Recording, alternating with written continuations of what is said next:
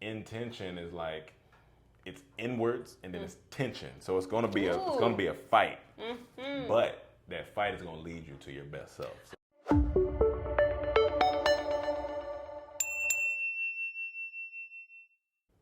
Welcome back to It Takes the Universe. I'm Ashley, and today we have Ron Green Jr. The crowd goes wild. Crazy. I see y'all back here. Yeah, you see? Y'all. Thank you. Yeah. Thank you. Honestly, I just came to get my basketball shorts back. What do you mean? See, we playing full court now. We used to play half court. So my homeboy called me. He was like, trying to be in a tournament? I was like, yeah, of course. Like, I'm trying to be in a tournament. So I was like, all right, cool. I'm going to come through. But I was like, damn, looking for my shorts. I couldn't find them. So I was like, damn, where can they be? I was like, oh, yeah. Psh, my girl got them. Well, my ex-girl, we had been on a break for a little while. I didn't know. So Whoa. Oh, so you mean these shorts, the ones I have on? Yeah. Oh, the ones that I've been sleeping in, thinking about you in? Yeah. The ones that I've been like praying and meditating and visualizing our futures together in? Yeah. Ones that I've been like FaceTiming my mom in every day and saying, Mom, these are the shorts of the person who has my heart. Yeah. Okay, so we have creative entrepreneur here today, and we're gonna start a little career retrospective. We're gonna start, okay, so you said creative entrepreneur. Yeah, absolutely. What was your first creative love, and when did that start? Oh, man. I think my first creative love was definitely music, and that started when I was in 6th grade. Oh, middle school. Playing a little Mozart situation. Oh, snap! You know what I'm saying? Little through 8th grade. 8th grade, I started a rap group. I was always a leader. What's the name? It's not right for 2023.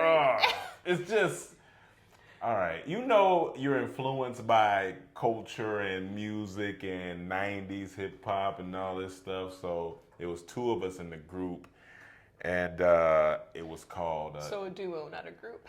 Yeah, duo group. It was called Deuce Gangsters. Deuces. I'm like, why? It's not as bad as I thought it was gonna be.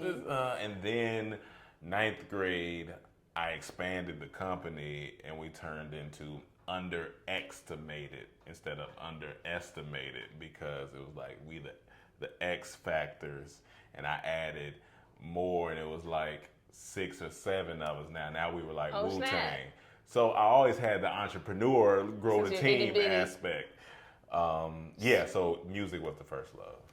Then So I went who to college was- for audio engineer. Oh. Yeah. So who was the first homie when it was the duo group?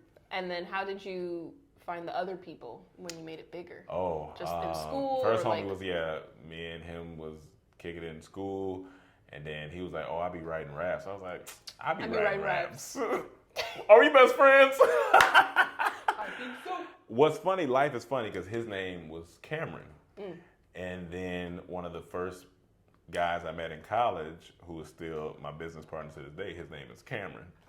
So I guess I couldn't get away from the Camerons. But yeah, so his name was Cameron. Then got to high school, met R.I.P., my boy Junior. I met him, met my homeboy K-San. I met a whole bunch of other people. We had a girl, had a singer in the group. So it was almost like Diddy making the band before Diddy making the band. So I was like, all right. I'm Diddy. I'm Diddy.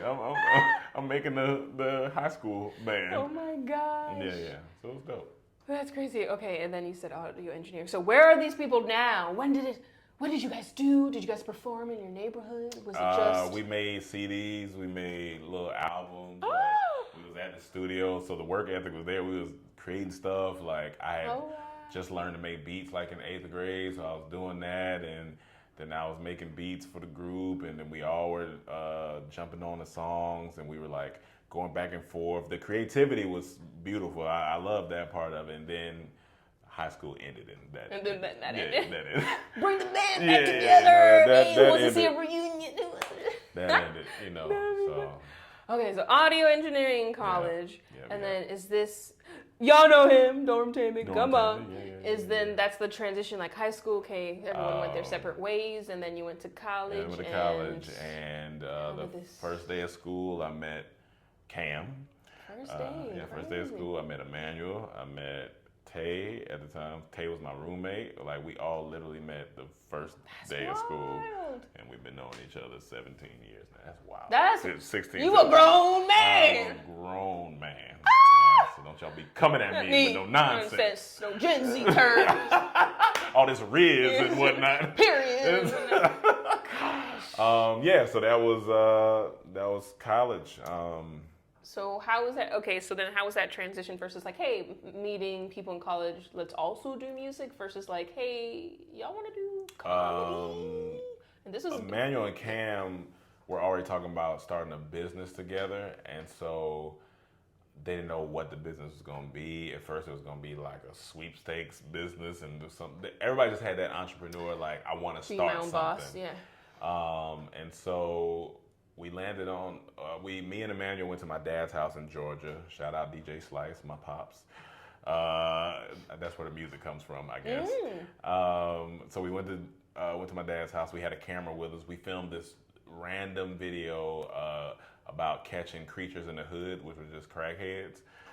And and we came back, and Cam was like, "Oh, that's funny. We should upload that to Facebook." So we uploaded it to Facebook, and then people were like, "Oh, this is funny." We was like, "Okay, that's interesting." So we started just uploading stuff on Facebook first, and then YouTube. So this YouTube thing is here, so then that kind of transitioned into that. So I think the lesson there is you just gotta start shit.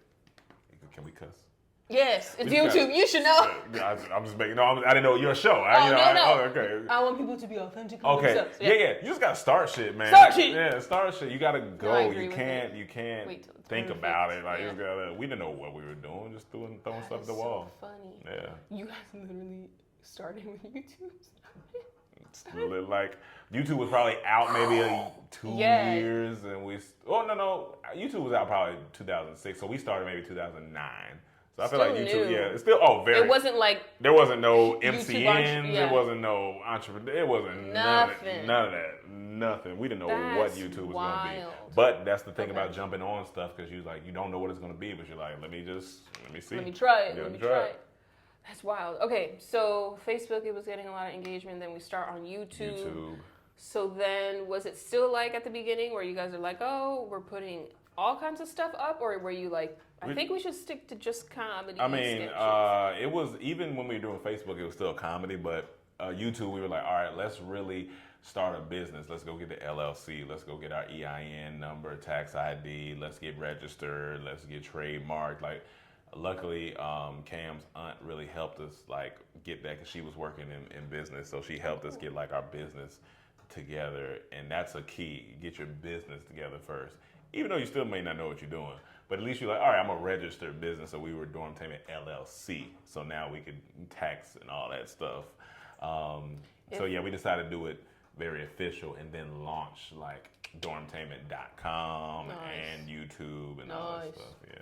So if someone was like, dang, I want to start a business too, and I don't have like a family member helping me out, do you know of resources that they can Absolutely. like start? Now everything is online. So easy But, you know. now. But it's like I mean, they have literal companies. Like even with my new business with our shades, we went through a company called, I believe, Northwest Registry, I believe it was, and literally you pay them a upfront amount, and they go and file the tax ID, the registration, all that stuff, and then they just say, all right, we'll get back to you when it's all registered. It was so much harder when we had to do. We had to go here, send this here, do all. I was like, you can just upload stuff now, and you're good to go. Upload your information, and you're straight. Like, wow. Okay. There are So there you go. services. There's If you're very like, I'm clueless. I don't give people excuses. It's too much internet out here to not find out information. I mean, you can go to people, but come on, it's a lot of information out here. Gov websites. It's a lot. It's almost too much information, to be honest. You can almost do too much. Yeah, almost do too much. Scale it back a little bit, all right? That's so funny. So that was that. We started, I think, March 17th of 2009. That's crazy.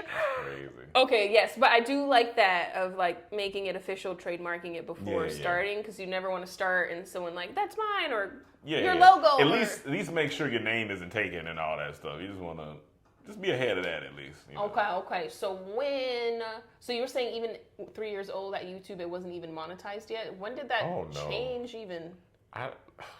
When did that even? I don't even know. I don't even know. We the didn't even know history you of can YouTube. make. We know you can make money off of YouTube back then. It was just more like, the So they popularity. had these MCNs, they had Maker Studio, they had full screen, all this stuff. That popped up like maybe 2010, 11. Wow. Our channel got deleted 2011. Yeah, this is the second. This channel you see now is our second channel. We built the first one. It got deleted. We built it back up. Okay, let's talk about that. Hold on. We're not skipping over that. Okay, all right.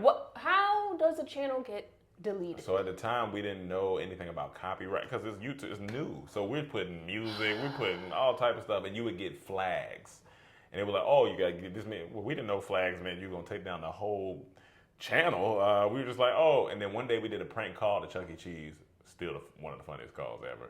We were acting like a Jamaican dad missing his white daughter. Because we were describing it to the Chuck E. Cheese man. He was like, are you Jamaican? He was like, yeah. He was like, now describe your daughter. Blue-eyed, blonde. It was so funny. The dude was so confused. He was like, huh? I'm Jamaican. We are mixed. He was like, yeah, it's a blue-eyed daughter. But anyway, we upload that video. We go do something, come back. We're like, oh, we open up our YouTube. It says your channel's been terminated. We was like, my computer must be tripping. Let me close that. You know how you close the fridge and open it back up like it's gonna be more food in there? Like, oh, let me close it back up. Opened it, channel deleted. Over 200 videos gone, like 1-point-something million views. Some of the videos were like at 800,000 at a time, almost crossing a million. 80,000 subscribers, something like that. Wiped. So we were like, You would think they would like email you. Nah. Like, hey. There was no protection back then. I think that's where the MCNs came into play. We didn't have any protection. We were independent. And like a record label. But they technically were like record labels. And so that happened and we were like, okay. But our fans were like, get Dormtainment back. They were contacting YouTube. Then this girl on Facebook hit us up and was like, hey, my cousin works at YouTube. We was like, oh, bad. So we started contacting the cousin like, yeah, I think I should be able to get it back. So we were like, all right, cool. Because that's why the channel now is Dormtainment TV. It was just Dormtainment at first. And so we're going back and forth, things are looking good. Then all of a sudden we don't hear from the cousin for a while. We're like, okay, well, let me check in.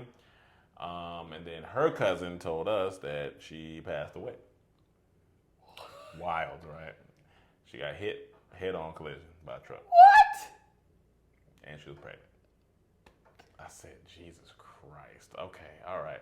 So we was like, are we supposed to be doing this? Like, what's going on? Is this a sign that is we this should sign not be doing this? And then we were like, you know what? She was helping us. She loved us. We got to keep going. Like, we got to keep going. So we was like, let's just restart the channel.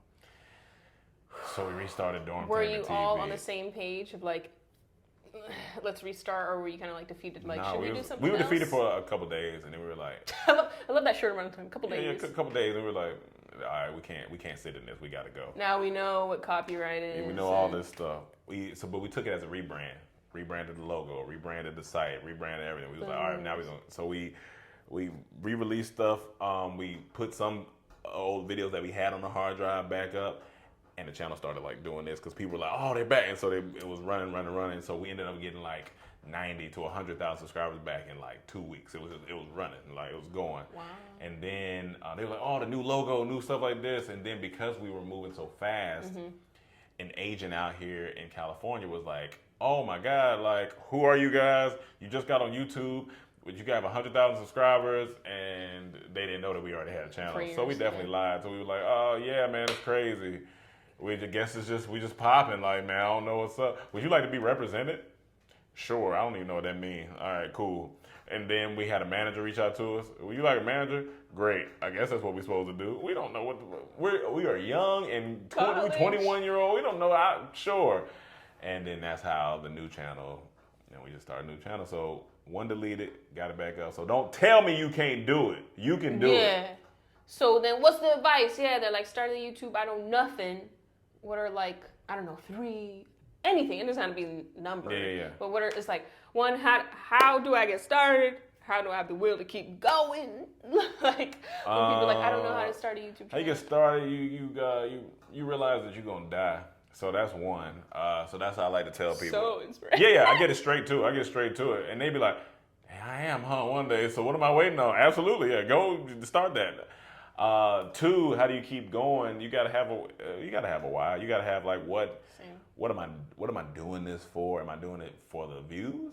If I'm doing it for the views, then it's only gonna last a certain amount of time. Like when people work out to look good, they never continue to work out. But when people work out because there's a health issue or something, they're like, oh, I'm on it. Like I'm staying on. Or when they want to fix something in their family or in their inside, it's like, okay, cool. But if you're working out just for abs, if you don't have abs in 6 months, you can be like, all right, I'm done with this. I'm not doing this. Yeah, you need a deeper Yeah. reason why. I definitely need a deeper reason why. And then I just think you got to understand that it's a game, right? It's something, and just like a video game, you figure out, you go the up down combo, left right, the triangle, like square. That. You try to figure out like, okay, what's the new thing? What's the trend? How can I jump on this but still make it myself? Like, and I think you just got to be yourself. Most of the YouTube channels that take off are just because people feel like, oh, this is an authentic person. Like, I like this person. Right. Whether they are very extremist or whether they're just really chill or awkward,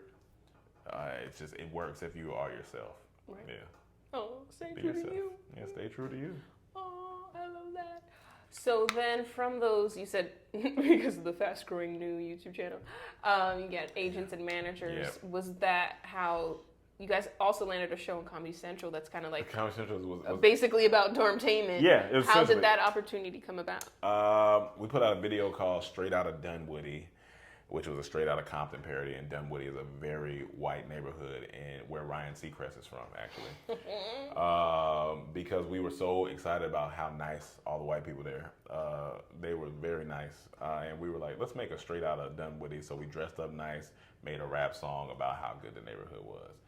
Immediately that took off in Atlanta. Everybody was like, who are these guys talking about Dunwoody? And like da-da-da. The mayor of Dunwoody called us, all types of stuff like that. Then Fox News Atlanta brought us on a segment on Fox News. Then the NBC Today show reached out to us, so that got on there. And then one day I'm at work, had the call center I was working at, and I see an email come in that says Comedy Central New York, and I was like, this can't be. This ain't for me. I was like, this is some spam. Clicked it. Hey guys, I'm so-and-so. I'm an executive at Comedy Central New York. I would love to talk to you guys about a show and your ideas. I immediately told my boss, I'm sick, I gotta go home. I don't feel good. Like, bro, I'm gonna throw up everywhere. You gotta let me go home. Pre-COVID days. Oh, yeah.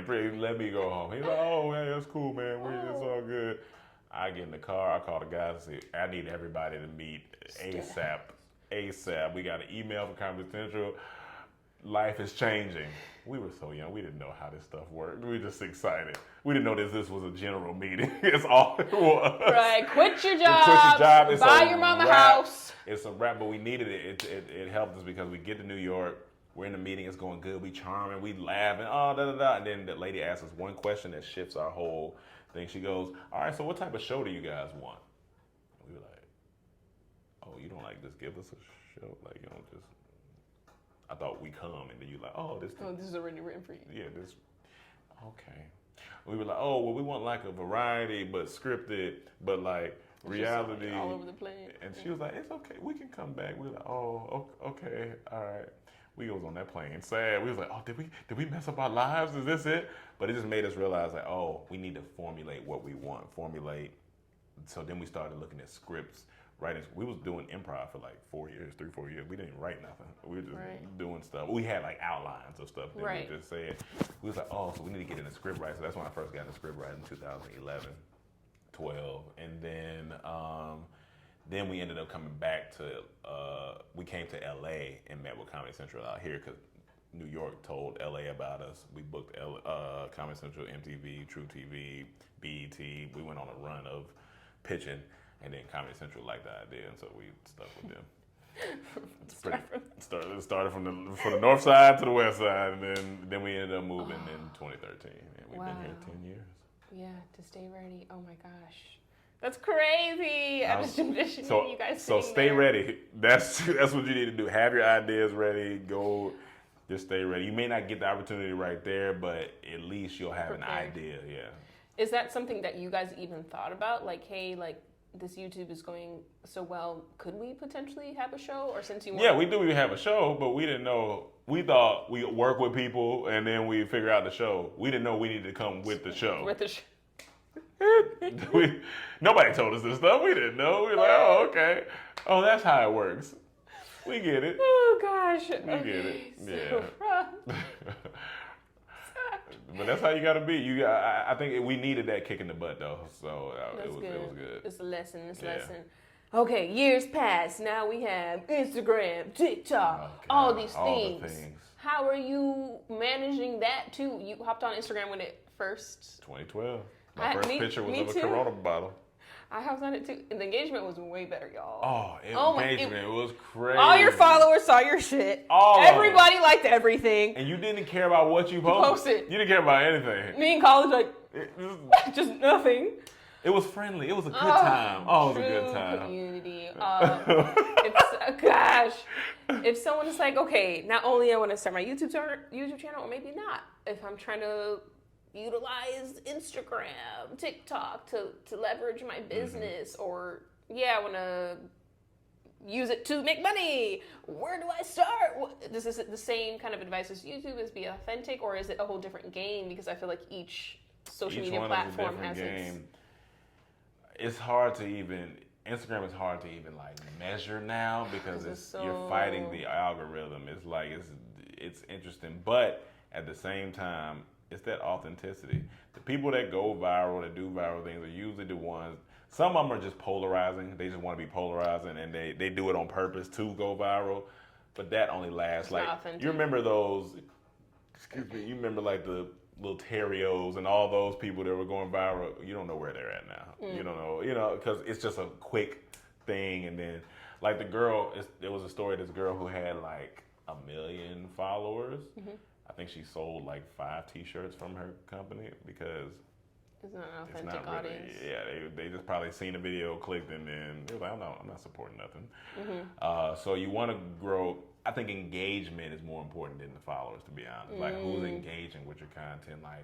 When you see those comments and people are like, oh, I really love this. Even if it's 1 comment, 2 comments, at least you're like, okay, they're engaging. Mm-hmm. These are the people that I'm doing it for.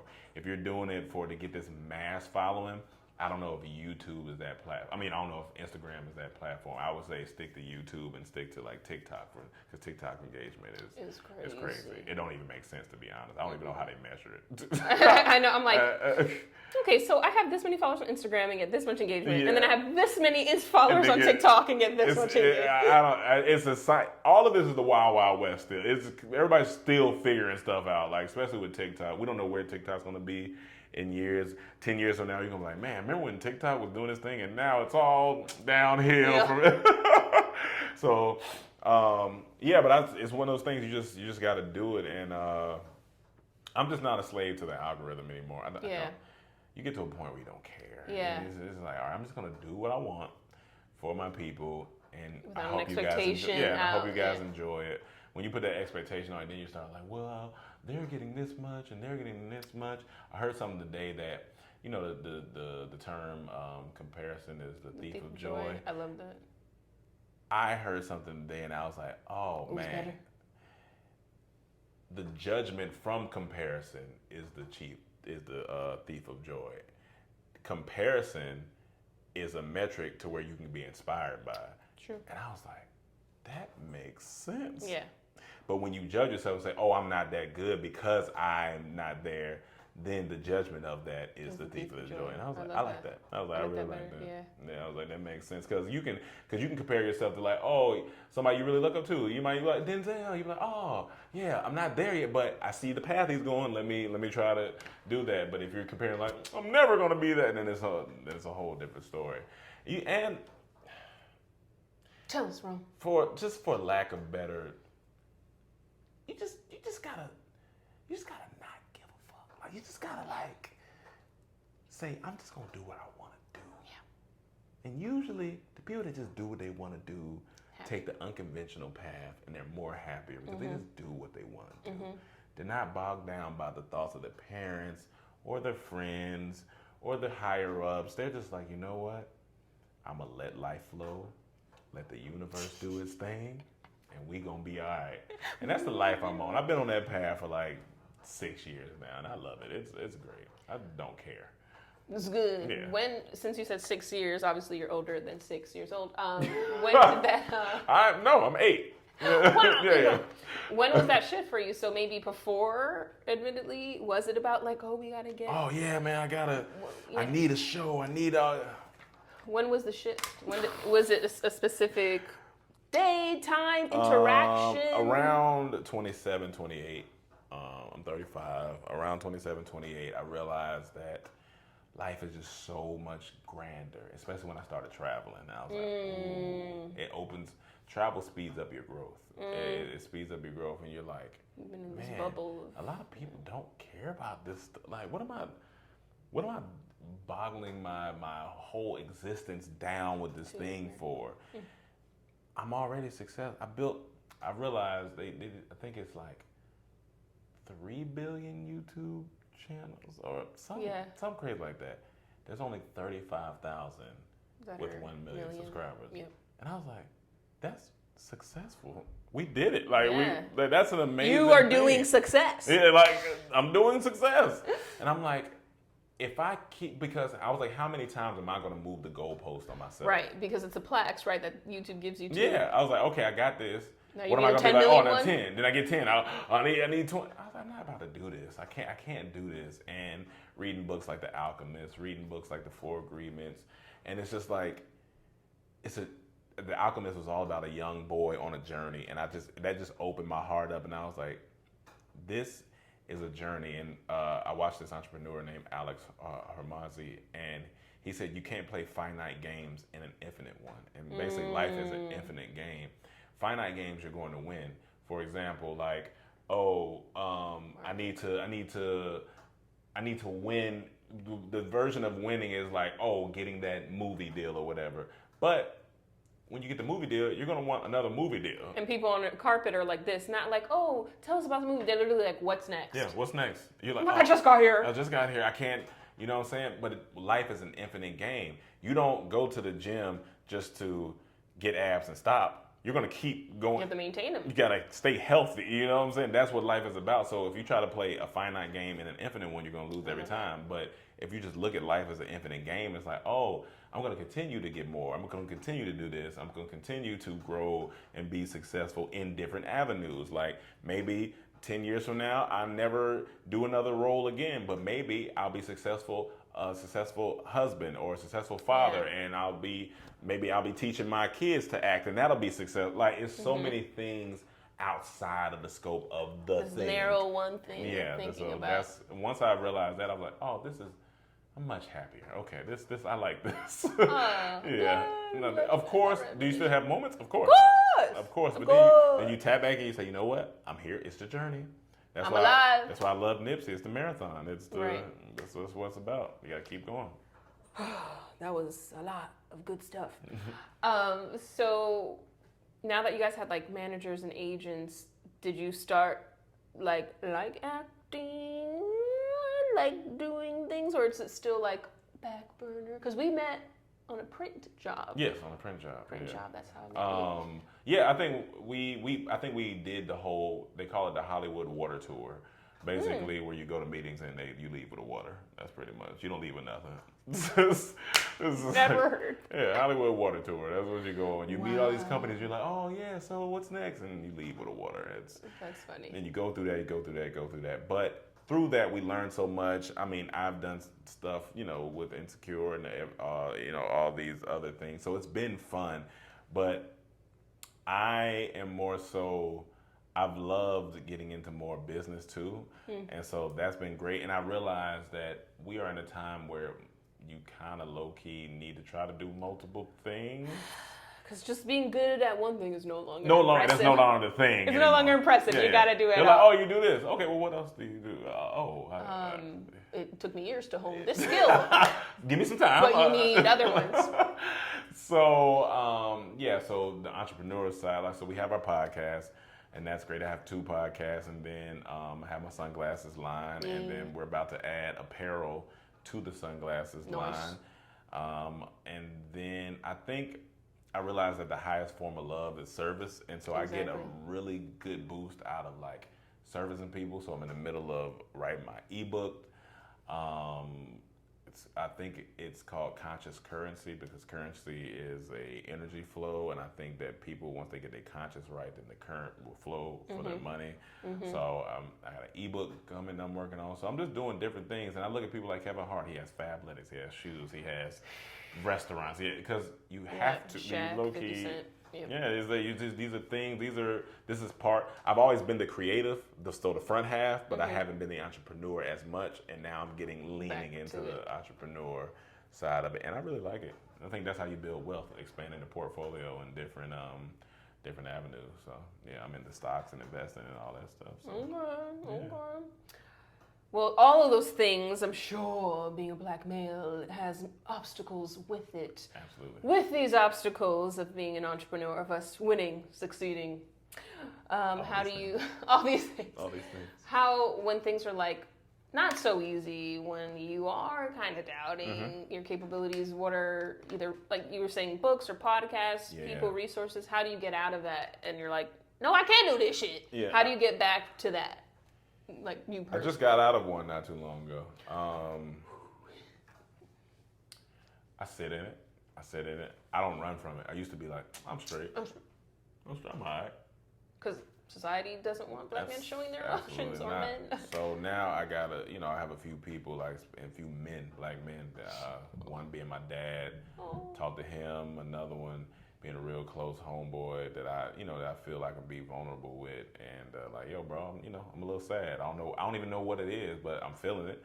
Because what happens is anger is not a bad emotion. Because anger really shows you, it's not on the person, it's on what am I dealing with, the anger part of it. But when you don't deal with it, it turns into aggression. Right. And so that's the issue that happens a lot of times. Is like you be like, oh, like I'm good, like no, I'm gonna be all right. But you're really angry, and answer that anger. Like, what am I angry about? Right. Then maybe we can start to break that down.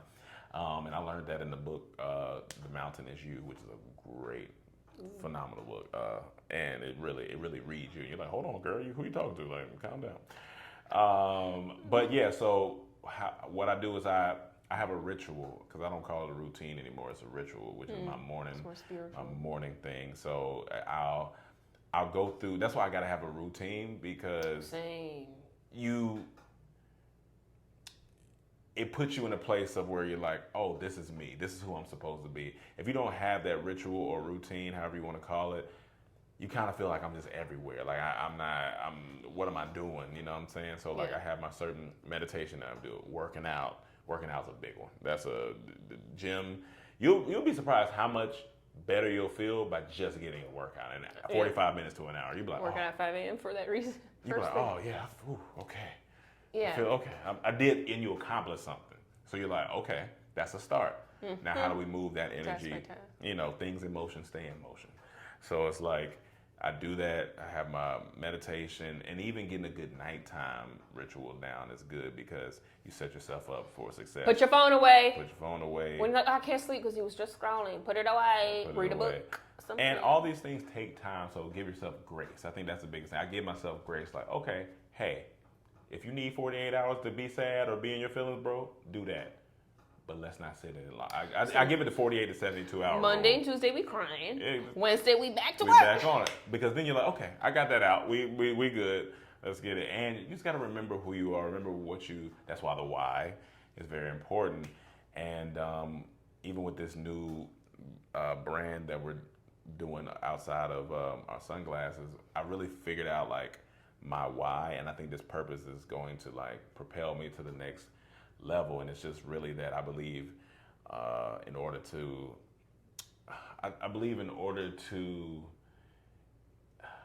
how exactly do I want to say it, because we've switched it around. Basically, in order to create change in the world, you have to create change within. And I believe that's my number one mission. Like even with Dormtainment, we was filming things and doing stuff, and people would always hit us up like, yo, I love this, I can relate to this, it helps me do this, helps me do that. And I think if each person creates change within first, then we can create change within the world. So it starts with each individual, and I think that can just go into anything that I do, whether it be podcasts, whether it be shows, whether it be whatever it is. That's just me as a person and who I am now and who I'm growing into. And I'm just learning that I'm not going to be the same at 40. I'm not going to be the same at 50. It's always going to change. Who knows? I might be just traveling the world trying cheeses or something. I don't know. I'll be there. Go get some cheeses and a croissant.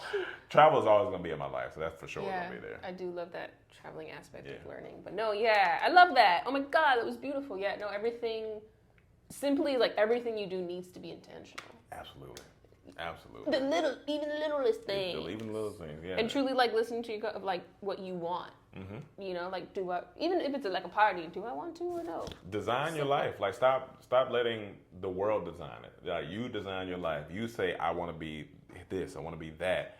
And then you go after it. Make the dream so big that it sounds crazy. Like Gary Vaynerchuk always talks about how he wants to buy the jets. Right. But it's not even about buying the jets. He just puts that metric so he can just keep working and keep like, oh, this is what I want to do. So you got to tell yourself, what's the wildest thing that I can imagine myself and be like, okay, if that's the measure, let me get to work. Right. And it'll help you. But it has to be something you're passionate about. Right. So that's, exactly. Yeah. Because Jim Carrey put like $1 million check. I think he framed it. 10. 10. Ooh. 10 million. Whoo, honey, correct me. He 10x. I'm reading a book now called 10x is better than 2x, and they talk about everything like 10x in your life. Make it big, because it's the metric that's going to help pull that. Like if you are in the middle of doing a newsletter, which I'm about to start doing a newsletter, eventually you're going to have to 10x it, because you can continue doing newsletters, or now you can write your book, which is 10x. 10x is basically about doing about doing the scary thing. That's whatever that scary thing is. That's your 10x. So if you've been on YouTube for this long, you're like, oh, I want to act and do this stuff. Now your 10x may be, I need to write a script. Oh God! Like, you know what I'm saying? Or your 10x might be, all right, I need to like be in a play. I need to get out there. You know what I'm saying? You got to figure out what that scary thing is, and that's your 10x. That's scary. Yeah. So everybody, it takes a universe to raise a star. It's all about the stars in your life. It doesn't have to be famous. Who's helped you along the way? So I always like to ask for 2 stars, or however many you feel, of like your beginning journey of entrepreneurship. Who was like a star that you're like pushed you and be like, oh, I can do it. And then now successful, all these businesses and ventures. Who's a recent star now that you're like, ooh. Yeah, I always like the beginning and current stars. Well, my North Star would be God, so I'm gonna give him that. Hey. But when I first started, it definitely my mom, because she left home at 17. So she was just like me. So that's why she was sad that I wanted to leave North Carolina when I went to college, but she also was like, oh, I can't say nothing because I did the same thing. So, but yeah, definitely my mom. And even in the times that she was a little skeptical, but like, you doing what on what? A YouTube? Yeah, but just came out. She'd be like, oh, okay. I know you do stuff. Yeah. All right. Do it well. So she's always telling me, if it's in my heart, then let the heart speak. So I do that. Mama. And then recent star. You love a mama.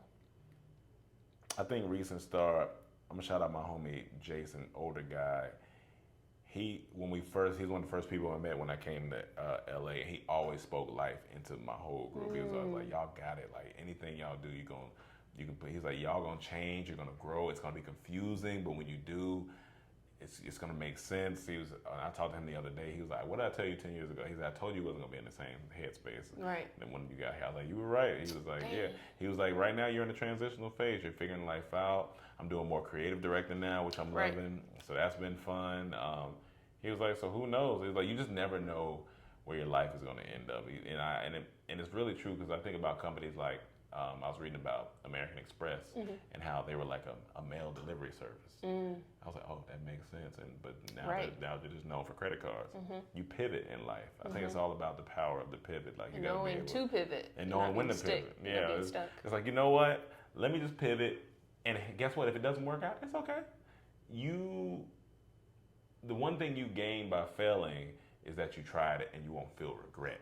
And regret, and you learn. I can't do the what if. Oh, that makes my stomach hurt. Like if I'm on my deathbed and they're like, and I'm like, well, what if? Oh, I should have just did it. Why didn't I just do it? Right. Because you just never know what it's going to be. So. Yeah. So wonderful, lovely. So you may have already answered this, so up to you. But I always like to ask pieces of advice. What is a piece of advice that really stuck with you? That could be your own that you want to give to people, or something that you received, and then a piece of advice that you're like, that was trash. I would not ever say that to anyone. That doesn't work. Piece of advice that just stuck with me. Of course, I've heard all the things. Oh, yeah. I would say, I know there's so many. I actually just wrote one down. Hold on, guys. Hold on. Hold on. I got you guys. Hold on. Gotta go to the notes app. I got you guys. Cause this one was a hitter. This one was a hitter. When you write it down, you know it's a hitter. Okay. It was a hitter. Okay. Oh, here. Yep. I think it's at the bottom of here. Disruption always follows intention. So every time you have that moment in your life when you're like, oh, things just seem chaotic, it's because your intention is strong and the universe knows it. So keep following that disruption because you're going in the right direction. Ooh. So that was a good one. So disruption follows intention. Okay, universe, my life is crazy right now. Let's go. But your intention is this podcast, what you're doing. So just keep following that, because it's like when people don't realize, like, intention is like it's inwards and then it's tension. So it's gonna be a fight, but that fight is gonna lead you to your best self. So, hallelujah, he's preaching. Come on, man. I just I try to do what I can. I do what I can. Pass the green in the building. Then a piece of bad advice. You're like, either you overheard someone saying, or you're see. like, don't follow that. Because some people have good intentions while giving you bad advice. For sure. Or maybe some people are trying to derail you. Right? You know. I would say, numbers don't matter. I don't think that's good advice. And when I say, and I'm not even talking about like followers and stuff like that, I'm talking about for you to know, even financially, you should know what you're spending, like at least know. So they matter in a sense. They don't have to hinder you and be the top value. But I think they do hold some type of weight, like, because if numbers didn't matter, then shows would never get canceled. Oh, tell it. Or shows would never be renewed. Tell it. Because they would just be like, I don't know what. It has 1 million people watching every night. Cancel. It's like what? So I do think that numbers definitely matter to an extent, but they shouldn't be your whole existence. Right. Definitely. So right. I would say that. I like that. And where can they stalk you online, Rome? Oh man, you guys can cuddle with me at I roam a lot, IROME a lot. And then you can go get you a nice pair of sunnies at ShadySideUp.com. And we have a Patreon community full of like entrepreneurs and creative entrepreneurs called Boss Talk, and that's over on Patreon. The reason why we charge $5 for the audio, $10 for the video, is because we want people who are serious. And if you're serious, you usually are like, what you pay for, you pay attention to. Exactly. So that's why we did that. And then Comedy Trap House every Tuesday. So yeah. You're still doing Dormtainment? Oh no, Comedy Trap House is essentially part of it. Oh, and then Dormtainment, we have Dormtainment Stories, which I need to get you on, because I'm sure you got some funny stories. Basically, we have all our friends, anybody come, tell a story, and people really love, I'm like, we could have been doing this. Y'all love stories. So yeah, every Wednesday a new story drops. Me and Cam just recently told a story about when we were in Thailand and we went to a ping pong show. So, okay. So you can... Check that out. Check that out. It's fun.